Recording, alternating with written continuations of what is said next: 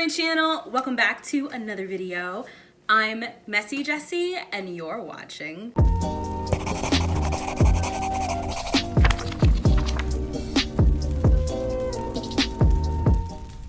Okay, so excited to be filming this video. This is going to be my top 10 best books of 2020. So for this video, I'm going to be talking about the most impressive books that I have read during the first half of the year, so January all the way through June. The reason that I'm doing a mid-year list, I really wanted to do this video last year, but it just didn't work out because I don't know how to manage my time. I can barely get out of bed in the morning. So it just didn't happen, but I'm making it happen this year. I really want to film this video because I want to see whether or not any of these books that I'm about to mention make it to my final top 10 list books of the year. I want to see who's gonna make the final cut. And also, like, my #1 book of the year, I don't think anything can top it. But we'll see. We still have 6 more months of reading to do. I don't know what this was.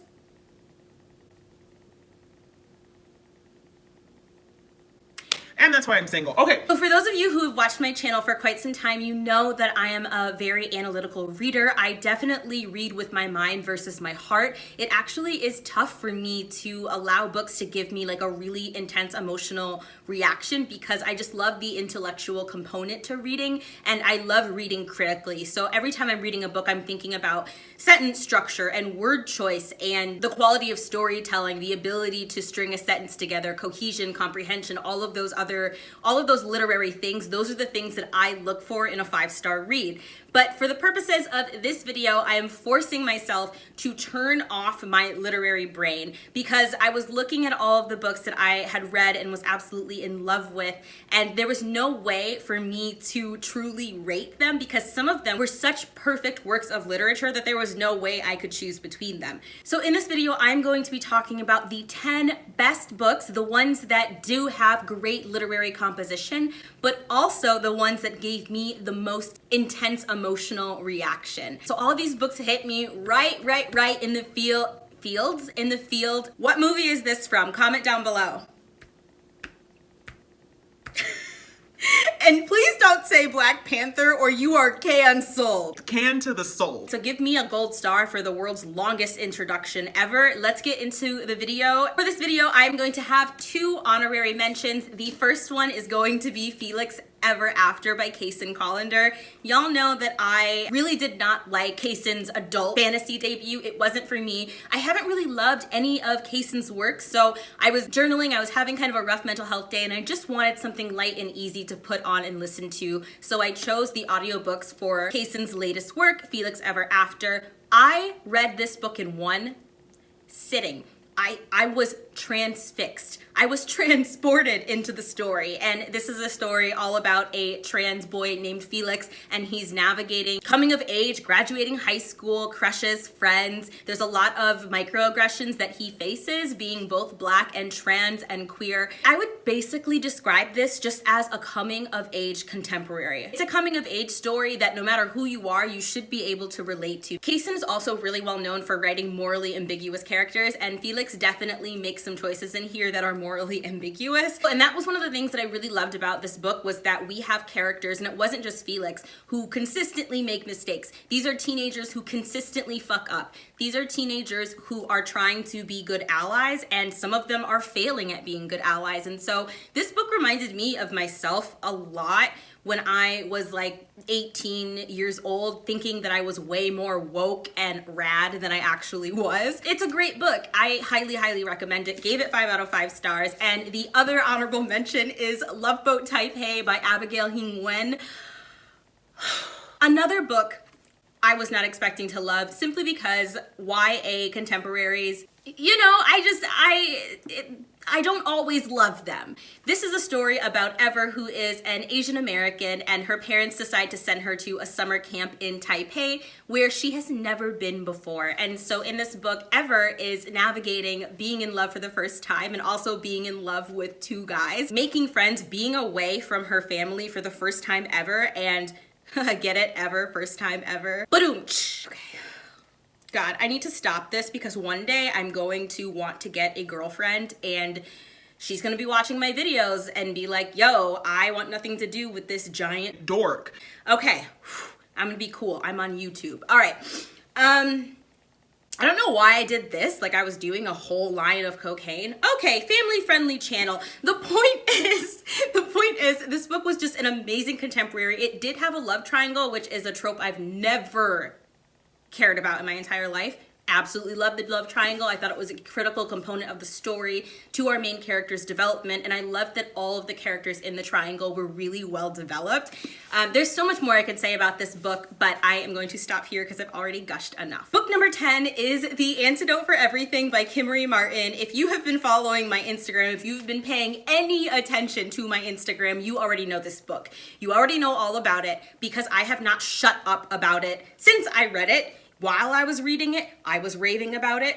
I literally, when I was a third of the way through the book, I made an Instagram post with all of the quotes that I absolutely loved from this book, and I've never done that before. I just had to share these quotes to illustrate how incredible this work is. This is an adult contemporary novel about two doctors. It's told through one of the doctor's perspectives. Her name is Georgie. She's a white, cisgender, heterosexual doctor whose best friend is Jonah, who is a gay Asian cis doctor at the same clinic that she works at. And because they are a privately owned clinic, the clinic has the legal right to stop providing care to queer and trans patients. Pretty much sits Jonah down because he's a gay doctor who's been known for treating trans patients specifically, says to Jonah, you have to stop treating these patients or we'll fire you. And Jonah's like, F that, you can fire me. So to avoid a lawsuit, the clinic then says that Jonah has stolen drugs. And Georgie, being Jonah's best friend, wants to swoop in and save the day, but she ends up becoming a bit of a white savior and making a huge mess of an already difficult situation. And the book is about these two characters having to navigate being in this mess that both the clinic and our protagonist has created. That is basically the synopsis, but the book is so much more than that. It also talks a lot about navigating dating. Georgie has this relationship that she's starting at the start of the novel that I was really deeply invested in. It also covers topics like sexism and homophobia and sexual harassment in the workplace. Sorry, I realized I hadn't taken a breath in a really long time. This book is a great issue book. It tackles all of these issues in a way that's intersectional but doesn't feel crammed, and it really takes the time to explore these issues. The characters are amazing. Many of them are flawed. The writing is humorous, which I loved. I usually don't like comedy in books because the comedy is often quite forced. It's rarely for me. I was laughing out loud while reading this book, and I appreciated the levity of the book because with me being non-binary, this is a very personal topic to me, and trans rights in particular is a very personal topic, and there were so many times where I was just gritting my teeth in anger or where tears came to my eyes because I was so frustrated with what it means to be trans in America. And I do also want to note that it is 100% legal in the United States for privately owned clinics to discriminate against and refuse to treat queer and trans patients. And you might think, Okay, that sucks, but not a big deal. it actually is, because if a clinic is the only healthcare facility within many miles for a trans person, that could mean life or death. There was a trans man recently who was nearly denied a blood transfusion because a nurse didn't want to treat him. Issues of transness in healthcare are critical, especially when President Trump is taking so many steps to make sure to strip trans people of the few rights that we have. I honestly would ask every single one of my cisgender, my heterosexual allies to please read this book. Get it from your library, do what you have to do, but please read it just for that portion alone. And on top of that, it's a great book. Book number 9 on my list is The Death of Vivek Oji by Kweke Emezi, who you know is my favorite author. Now, you might be surprised that this is only number 9 on the list. That's because I'm rating this based off of my emotional reaction and not literary quality. From literary quality, this is easily in my top 3 books that I've read of the year. This is a brilliant piece of literature. This is LAKEY's 3rd book, and it is just as phenomenal as their first 2. This book starts with the death of our main character, and throughout the entire book we are getting the history of who this character was. We are looking at different perspectives from people in this character's life, and then we are slowly creeping towards the ultimate death of our protagonist, whose name is Vivek. Vivek is a Nigerian and Indian transgender individual who suffers from psychiatric episodes where they kind of just shut down and leave their body. One of the things that I loved about this book was that it really focused on A, what it means to be transgender, but B, also what it means to be a part of the family of a person who is transgender. What does it mean to love someone who is trans? What does it mean to have friends who are also trans or who are navigating learning what transness means? And then of course, how do family deal with you transitioning into the person that you know that you are? I would describe this kind of as a literary mystery, and if you are interested in reading it, it comes out this August, and we are going to be reading it for the non-binary book club that I host and run. So please pre-order this book so that you can participate and reread it with us. I'm so freaking excited. It was amazing. The writing, I would say, is definitely abstract literary. This is a book that you might want to read twice because LAKEY likes to put a lot of nuance and metaphor and symbolism into their works. And that's one thing that I really loved about this book was like, I know it's something that I can dissect, and also the non-binary representation was phenomenal as usual from this wonderful author. Now we're on to our 8th book, my 8th favorite, and that book is Raybearer by Jordan E. Fueco. This was so generously sent to me by a subscriber named Kim. Thank you so much, Kim, because you know my reading taste to a T. I loved this book. Our protagonist's name is Teresai, and for her entire life she has been rigorously training for something that she doesn't know. Finally, her mother, who is mysterious and aloof and barely ever even acknowledges her existence, tells her that she has been training her to join the Princess Council of 11. This is basically when our prince selects 11 amazing, spectacular children, the best and the brightest, to sit on his council and serve for life. Now, the best part about this is that these 11 people are emotionally and spiritually connected with the prince via something called the Ray. The Ray is kind of this telepathic form of communication where no matter where you are in the world, you can always hear each other. But the downside is that you will get incredibly sick if you are too far away from your Ray family. And I just loved that concept. For her entire life, she has wanted nothing but a loving family and friends. And now she finally has the chance, but her mother binds her, casting a spell that forces her to kill the prince once she has gained his love and trust. So this is a very typical trope in YA where you have to deceive someone to get close to them and ultimately kill them, right?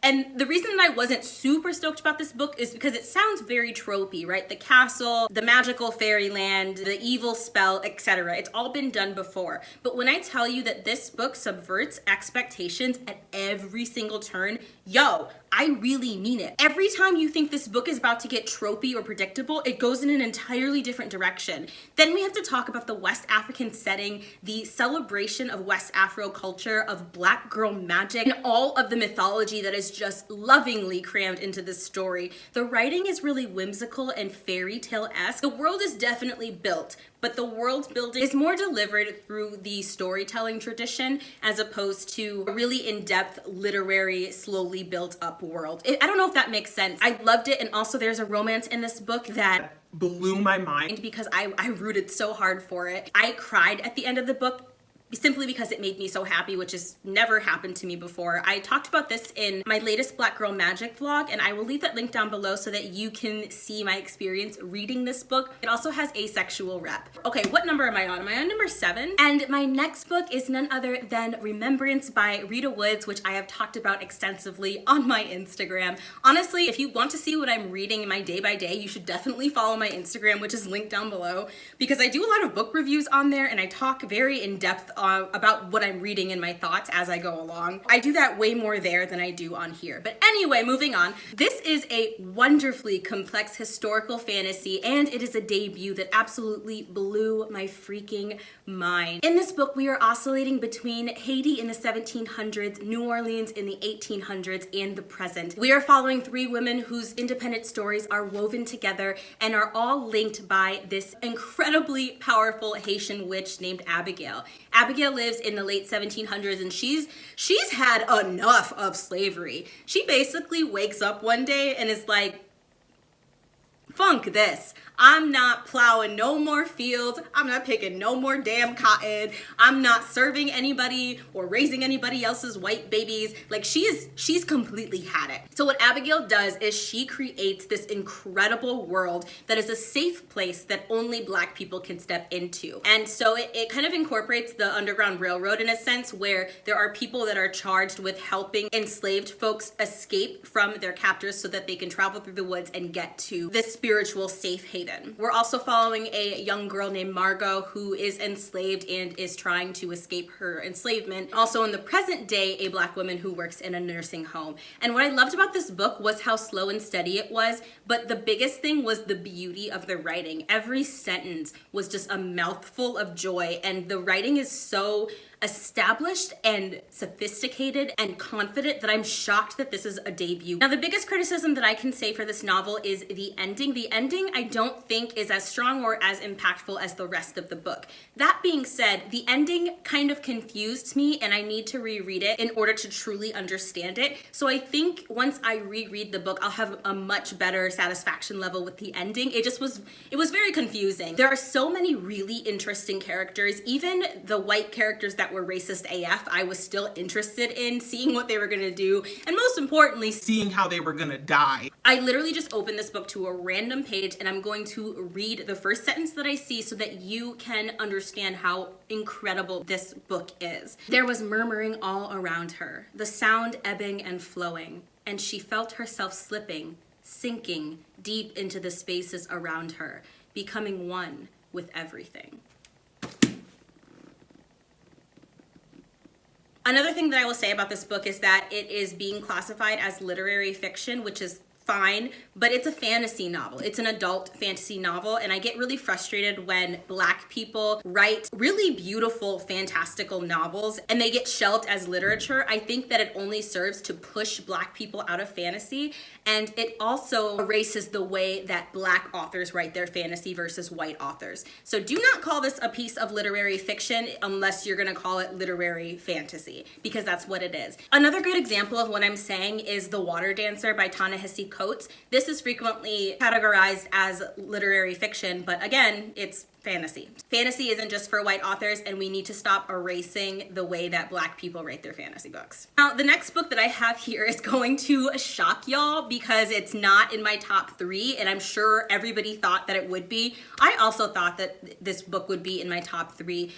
But the reason that I'm putting it lower is that since I read this book in January, I've had 6 months to kind of settle. And now that I've had enough space from it, I can kind of gauge my emotional reaction to the book, which was astronomically high. But the way that I feel about the book now, I still think it's 1000% incredible. One of the best books that's ever been written. I love it so much. This book literally feels as if it was written for me independently. But I know that the other books that I'm going to mention, I had a much stronger emotional reaction to, even stronger than All Boys Aren't Blue by George M. Johnson. I want to take a quick moment to shout out Macmillan because they recently sent me a finished copy of this book. Isn't it just absolutely beautiful?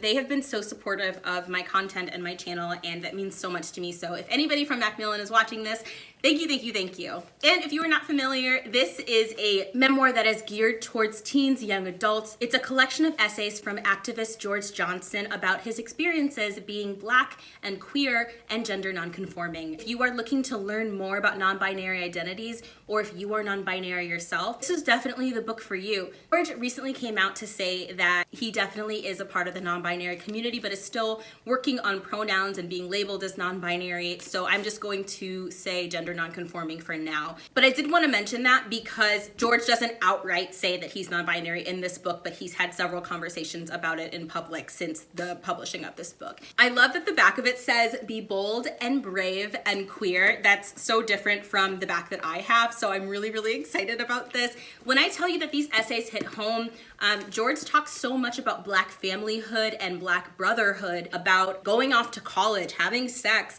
navigating pleasure as a man, having sex with other men. There's also sexual assault in this book that George does talk about, so do be mindful of that going in. There are so many times where this book will just blow your mind or make you nod and say, hell yes, absolutely. Absolutely. There are times where it will challenge you. There are times it will make you smile. There are times where you'll want to cry. And when I tell you I experienced the full spectrum of emotions while reading this book, I really did. It was a lot, and it was great. And I know that this is going to be a book that I reread constantly throughout the rest of my life, because if you can even see, look how much look at all of the, like, I had thoughts. All right, we're getting down to the wire here. The next book that I have is Follow Me to the Ground. Yo, okay, I don't even know how to talk about this book. I'm going to talk about this in a Thriller Thursday video pretty soon, but it was on my anticipated reads list, and I was excited about it because it sounds so weird. Okay, so the synopsis pretty much is Ada and her father are touched by the power to heal illness. They live on the edge of a village where they help sick locals by cracking open their damaged bodies and temporarily burying them in the reviving, dangerous ground nearby. Right? I know, it sounds great, right? Ada becomes infatuated with a local boy, and despite the fact that she's not human, she decides to pursue him. And so this is a book about like Ada and her father healing these people in the community, and these people really don't trust them, but they go to them for healing anyway. There are chapters that are told from the perspective of other people in the village, which is really interesting, because then you get, from their perspective, you get to see how people actually feel about Ada and her father. And then there's a obsession component. There's like a falling in love, toxic relationship kind of thing in here. But the reason that I really loved this book, besides the synopsis and how much I enjoyed the story itself, was that I listened to the audiobook, and the audiobook is phenomenally read. I read it on Scribd, but there are just so many lines where I would listen to them and then I would go back and play it again. I have listened to this audiobook, which is about 4 hours long. It's pretty short. Several times. I can recite passages to this book because I have been that obsessed with the audiobook. It's that good. The voice for Ada is so fantastic that you feel that the story is happening right before you, like you are an active part of the story itself. It's so good. It's just so good. There's a few lines in here that I love, but one of the lines that I really, really adore was when Ada was trying to describe how she felt about this guy that was suddenly paying her attention. She says, I had gone all this time without finding someone who was willing to fall asleep on their own accord beside me. And the way that it's said in the audiobook is just so powerful. It's so powerful. Oh my God, it's really, really good. If you want something that's weird and has horror elements and is just experimental, this is totally the book for you, and it's a really, really, really quick read. Next, we have Vanished Birds by Simon Jimenez, which if you sent this to me, please let me know in the comment section below. I have no idea who sent this because there wasn't a note, and I really want to thank whoever sent me this because I read it through my library, and obviously I loved it because I'm talking about it in this video.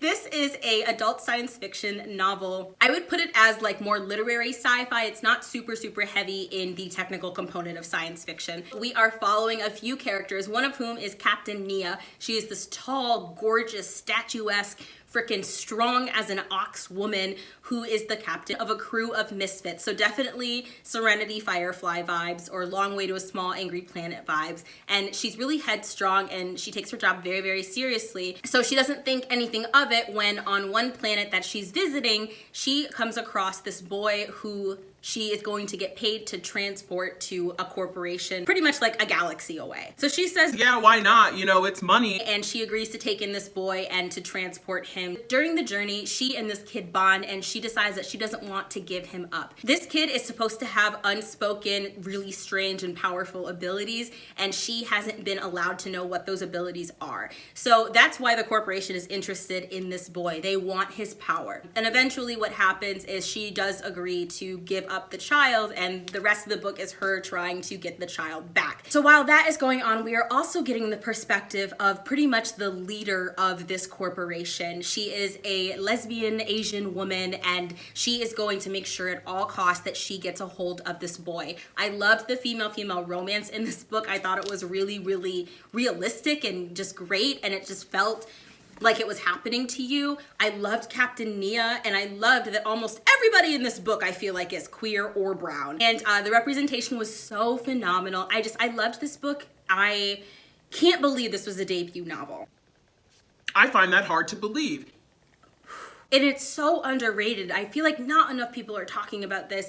I was destroyed by the end of this book. I was completely just funked. I was done. Making funeral arrangements, calling friends. What would you say to me if I were gonna die, like, tonight? Making amends with my exes. Just kidding. I will also say that it's a very thought-provoking novel, and it has a lot of criticism for capitalism and the way that we look at human beings as cattle because of the capitalist societies that we occupy. It's so good. Y'all, we are down to my last 3 books, and they probably won't be a surprise. The third book is The Stone Sky by N.K. Jemisin. You guys know that I was very nervous about reading the conclusion of the Broken Earth trilogy, and if you're not familiar with this trilogy, it's a post-apocalyptic world where the entire Earth has been plagued by hyper-destructive weather. And in this world, there are some people that are born with the ability to control elements of the Earth. So these people are actually hated and ostracized and oppressed, but when seasons roll around, they become the most essential people in society, which has so many implications and parallels to our racialized society now and how we look at Black bodies. So this has been a really amazing, fantastic trilogy. There was so much to wrap up in one book that I simply didn't think it was possible. And then I read it, and everybody was like, you gotta read book 3, you gotta read book 3. And I was like, no, dog, it's gonna ruin everything. And when I tell you that this blew my mind, when you find out who's narrating the story, because it's told in second person, so you don't know who's narrating the story through each of the books. The way that the storylines wrapped up, the way that we got a satisfying ending for some things and an unsatisfying ending for other things, it was like a pleaser and a non-pleaser ending at the same way. It was like N.K. Jemisin wanted to please the fans of this series, but she still wanted to remain true to her own vision. And she also still wanted to traumatize us one last time before she wrapped up the books. And I was devastated. If I had had the energy to cry, I would have cried when I finished this book. Every page, somebody else dies or someone that you love is just destroyed. And I'm gonna give you a really good synopsis of this book, okay? Here you go. The world's on fire and people are basically eating each other and there's magic. That's basically the story. Now for the second book, my second most favorite book of 2020 so far. I need to breathe more. Literally getting lightheaded because I've been talking so fast and so excited. It's because of who I am as a person. The second book that I have is The Collected Schizophrenias by Esme Wong. This is a collection of essays from an author who lives with schizophrenia. It focuses really, really deep on the author's mental health, her thoughts on schizoaffective disorder, and, you know, her observations on society. She talks about fashion. She talks about growing up being Asian. She talks about so much in this book. I knew that I would love this book simply because it won the Grey Wolf Prize. Grey Wolf is honestly my favorite publishing house. Everything that they put out is phenomenal, and I've heard amazing things about it. So I knew I was gonna love it. I knew it was gonna be a favorite, and it still shocked me. It shocked me because I saw myself in this book. I saw my own illnesses reflected in this book. I saw some of the things that I've experienced in this book. She talks about forced hospitalization, which is unfortunately something that I've gone through. She talks about psychiatric episodes, which I've also had. And the way that she talks about them is both relatable and elucidating. And I loved the language and the vocabulary that she employed in this work. She's got an amazing vocabulary. She's a great writer. And the book really isn't too long, but look at how much I've tabbed it. It's incredible. And I love this kaleidoscopic cover because I think that it's definitely trying to illustrate the chaos of what it means to live with mental illness. It was so good, and it honestly, this is the book that encouraged me to go back to therapy, which has been a godsend to me. And last but not least, so pause this video and comment down below with your guess for what is my favorite book of the year so far. If you've been following my channel, you will probably be able to guess it because I haven't mentioned it yet at all. Okay, so I hope you paused it. My favorite book of the year thus far, the book that I had the deepest, most intense emotional response to, the book that has stuck with me the most, that I can't stop thinking about. And trust me, I'm obsessed with a lot of these books that I've already mentioned. I can't stop thinking about many of these books, but the one that has occupied the most space and Mi Cabeza is The Poppy War by R.F. Kuang. This is probably not a surprise to you. For those who don't know, this is a fantasy trilogy about a young peasant girl named Rin who is tired of her low station in society. She studies really, really hard and gets into this prestigious academy for soldiers. But she ends up being thrown into the middle of a bloody and gruesome war, and then you add in gods and goddesses, and she taps into a god's power. But of course, power comes with its pitfalls, and you know, chaos and drama ensues. So I listened to the audiobook, that's definitely no secret, and it flew by. It's like a 15-hour audiobook, right? I listened to it in one sitting. I was laying, I didn't eat, I didn't go to the bathroom, I did nothing but lay in bed and just let the story wash over me. I loved the storytelling. I loved this book from page 1 all the way to the end, and I think it means a lot to me too, because I was in the middle of a psychiatric episode when I started listening to this book. It gave me something to obsess and focus about that wasn't my illnesses, that wasn't my symptoms. It was the only break that I had from what is going on in my head, and getting that break was definitely helpful for me pulling out of that particular episode. And this book will always mean so much to me because of that. But even outside of that, the storytelling was phenomenal. I loved the characters. I loved that Rin is this badass, driven girl, but she makes a lot of mistakes. Things do not go her way. The plot is not convenient for her at all.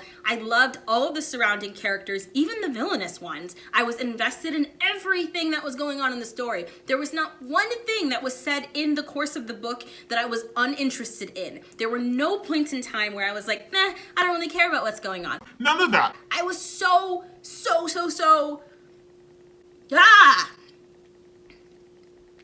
Okay, so I filmed a reading 1-star reviews of the Poppy War video. I will leave that link down below because that is going to give you a much better insight to my thoughts on this book than I can do right now in this video, which is already long enough. So I will leave that link down below, and I would love it if you watched it because it's probably one of my favorite videos that I've put out this year, and it was a lot of fun to do. So that's gonna do it for this video. Please tell me in the comment section down below what your favorite book of the year is so far.